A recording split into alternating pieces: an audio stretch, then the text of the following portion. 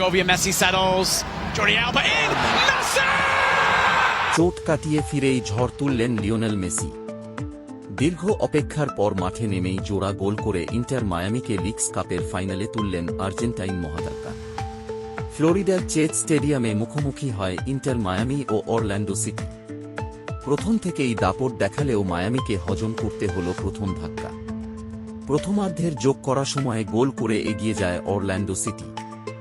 তবে পিছিয়ে থেকেও হাল ছাড়েননি মেসি, আলবারা। ৭৫ মিনিটে অরল্যান্ডো রক্ষণের ফাউল থেকে পায় পেনাল্টি।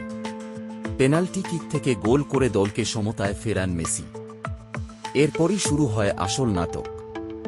৮৮ মিনিটে বার্সেলোনার দিনের মতো সেই পুরনো জুটি আবারও জ্বলে ওঠে।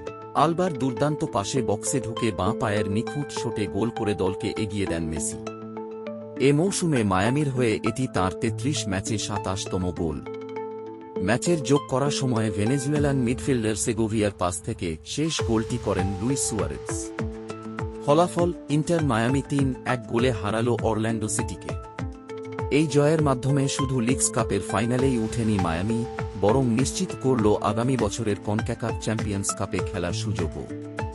রবিবার ফাইনালে মায়ামির প্রতিপক্ষ লস অ্যাঞ্জেলস গ্যালাক্সি ও সিয়াটল ম্যাচের জয়ী দল। চোট কাটিয়ে ফেরা মেসির এই দুর্দান্ত পারফরম্যান্স আবারও প্রমাণ করল তিনি এখনও দলের সবচেয়ে বড় ভরসা।